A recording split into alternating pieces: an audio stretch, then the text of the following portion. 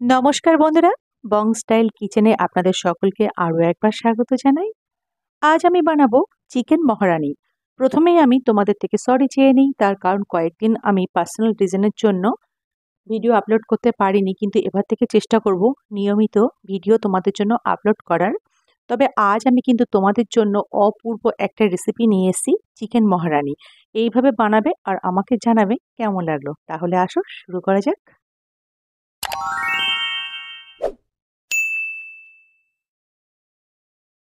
Chicken মহারানি বানানোর জন্য প্রথমেই বন্ধুরা একটা মশলা তৈরি করে নেবো। তার জন্য দেখো এখানে একটা মিক্সারের জার নিয়েছি এবং তার মধ্যে আমি 2.5 ইঞ্চি আদাকে খোসা ছাড়িয়ে কেটে নিয়েছি, সেটা দিয়ে দিলাম। আর দিয়ে দিলাম 3টে রসুন থেকে কোয়া ছাড়িয়ে নিয়েছি, সেটা দিয়ে দেবো।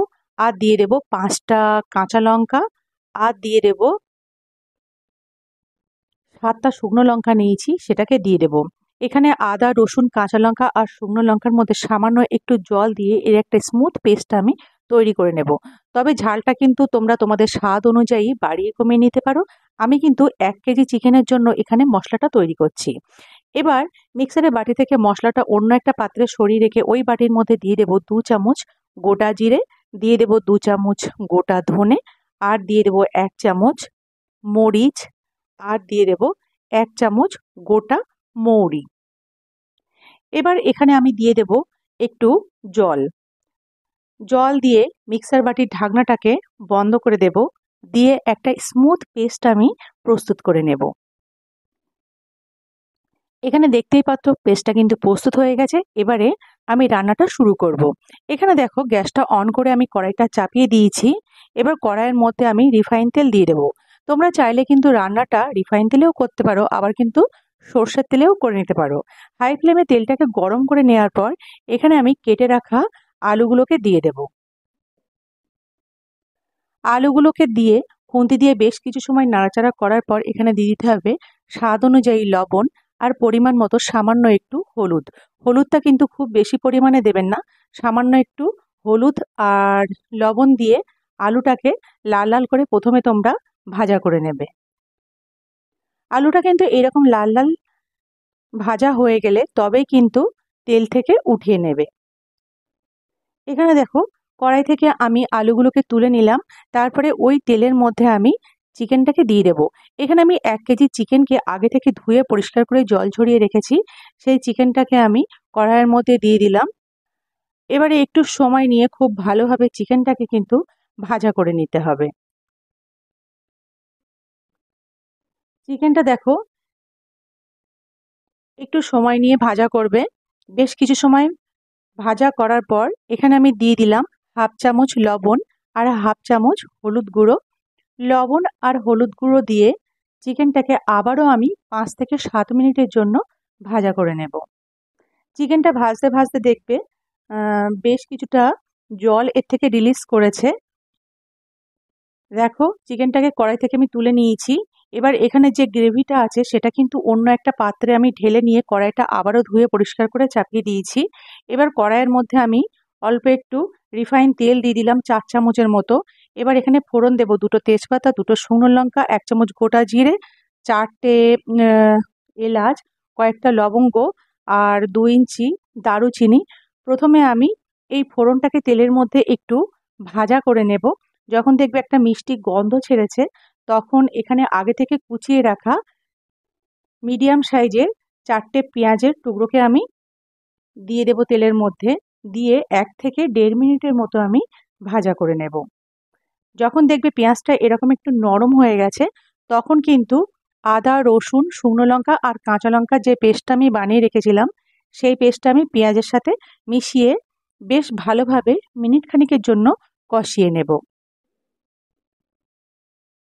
এইভাবে যখন কষাতে কষাতে দেখবে আদা রসুনের কাঁচা গন্ধটা চলে গেছে তখন কিন্তু এখানে টমেটোটা অ্যাড করে নেবে। আগে থেকে 2টো মাঝারি সাইজের টমেটোকে আমি লম্বা লম্বা করে কেটে রেখেছি, সেই টমেটোটা দিয়ে দিলাম। দিয়ে টমেটোটা যত সময় খুব ভালোভাবে সিদ্ধ না হয়ে যায় তত সময় কিন্তু আমি খুব ভালোভাবে এটাকে কষিয়ে নেব। তারপর এখানে আমি দিয়ে দেব আগে থেকে যে মশলাটা আমি রেডি করেছি, জিরে, ধনে, মরিচ আর মৌরি, সেই মশলাটা আমি কড়াইতে দিয়ে দেব।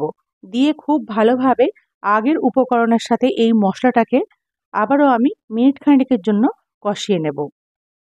তারপর এখানে দিয়ে দেব স্বাদ অনুযায়ী লবণ। লবণটা কিন্তু অবশ্যই মাথায় রেখে দেবে। আগে কিন্তু চিকেন ভাজার সময়, আলু ভাজার সময় লবণ দেয়া আছে। তারপরে দিয়ে দেব হলুদ, 1 চামচ হলুদ, আর দিয়ে দেব এখানে 3 থেকে 4 চামচের মতো কাশ্মীরি লঙ্কা। এটি কিন্তু সম্পূর্ণ অপশনাল। এটি কিন্তু রান্নার কালার আসার জন্য আমি ইউজ করলাম। সামান্য একটু জল দিয়ে খুব ভালোভাবে কষিয়ে নেব। তারপর এখানে দিয়ে দেব কয়েক দানা চিনি। এবারে দেখো এখানে একটা ম্যাগি মশলার প্যাকেট নিয়েছি, তার থেকে 2 চামচ মতো ম্যাগি মশলা এখানে আমি অ্যাড করে দেব। তাহলে কিন্তু চিকেনের টেস্টটা একদম অন্যরকম হবে, আর এটি খেতে কিন্তু অসম্ভব সুন্দর হবে। খুব ভালোভাবে মশলাগুলো একসাথে কষিয়ে নিয়ে মিনিট 5-এর মতো কষিয়ে নেওয়ার পর এবার আগে থেকে ভাজা করে রাখা চিকেন আর আলুটাকে আমি কড়াইতে দিয়ে দেব। চিকেন আর আলুর সাথে বাকি মশলাগুলোকে আমি খুব ভালোভাবে 10 মিনিট মতো কষিয়ে নেব। ফ্লেমটা কিন্তু অবশ্যই তোমরা মিডিয়াম রাখবে। খুব ভালোভাবে কষানো হয়ে গেলে তারপর চিকেনের যে স্টকটা ছিল সেটা আমি দিয়ে দেব প্রথমে। তারপর উপর থেকে উষ্ণ গরম জল আমি কিছুটা দিয়ে দেব। তোমরা কিন্তু যেমন গ্রেভি রাখতে চাও সেই অনুযায়ী এখানে জলের ব্যবহার করবে। আমি কিন্তু আলু মাংস যাতে খুব ভালোভাবে সিদ্ধ হয়ে যায় সেই রকম জল দিয়ে দিলাম। এবার ফুটতে শুরু করলে আমি ঢাকনাটা বন্ধ করে দেব যত সময় আলু আর চিকেন খুব ভালোভাবে সিদ্ধ না হয়। দেখো এখানে আলু আর চিকেন কিন্তু খুব ভালোভাবে সিদ্ধ হয়ে গেছে। তবে ঢাকনাটা খুলে মাঝখানে একবার আমি নাড়াচাড়া করে আবারও ঢাকনা বন্ধ করেছিলাম। টোটাল আমি 10 মিনিট মতো ঢাকনা বন্ধ করে রেখেছিলাম। তারপরে দেখো এখানে 10 টাকা দামের 1 প্যাকেট আমি গুঁড়ো দুধ নিয়েছি। সেই দুধটাকে আমি এবার দিয়ে দেব। দুধ দেওয়ার ফলে চিকেনের স্বাদটা কিন্তু সম্পূর্ণ পাল্টে যাবে এবং এটি খেতে কিন্তু খুবই ভালো লাগবে। সুতরাং তোমরা কিন্তু গুঁড়ো দুধটা অবশ্যই ব্যবহার করার চেষ্টা করো। তারপর এখানে আমি দিয়ে দেব 2 চামচ গরম মশলা গুঁড়ো। 2 চামচ গরম মশলা গুঁড়ো দিয়ে আবারও খুব ভালোভাবে আমি গ্রেভির সাথে চিকেনটাকে মিশিয়ে নেব এবং গ্যাসটা কিন্তু অফ করে দিয়ে 5 মিনিট আমি স্ট্যান্ডিং টাইমে বসিয়ে রাখবো। ঠিক 5 মিনিট পর আমি ঢাকনাটা খুলে দিলাম। এখানে কিন্তু চিকেন মহারানি সম্পূর্ণ প্রস্তুত হয়ে গেছে। তোমাদের কোনো স্পেশাল দিনে বা বাড়িতে যদি কোনো স্পেশাল গেস্ট আসে তোমরা কিন্তু অনায়াসে এটি বানিয়ে তাকে খাওয়াতে পারো এবং আশা করছি তার এটা ভীষণ ভালো লাগবে। আমার আজকের রেসিপিটা তোমাদের কেমন লাগলো সেটি কিন্তু জানিও। যদি ভালো লাগে তাহলে লাইক কমেন্ট অবশ্যই করো। আর যারা আমার চ্যানেলের নতুন বন্ধু তারা কিন্তু প্লিজ আমার চ্যানেলটি সাবস্ক্রাইব করে দিয়ে আমার পাশে থাকার জন্য তোমাদের সকলকে অনুরোধ করছি। নতুন একটা ভিডিওর সাথে আমি কিন্তু খুব তাড়াতাড়ি হাজির হব। তোমরা সকলে ভালো থেকো, সুস্থ থেকো এবং আমার চ্যানেলকে সাপোর্ট করতে থেকো। ধন্যবাদ।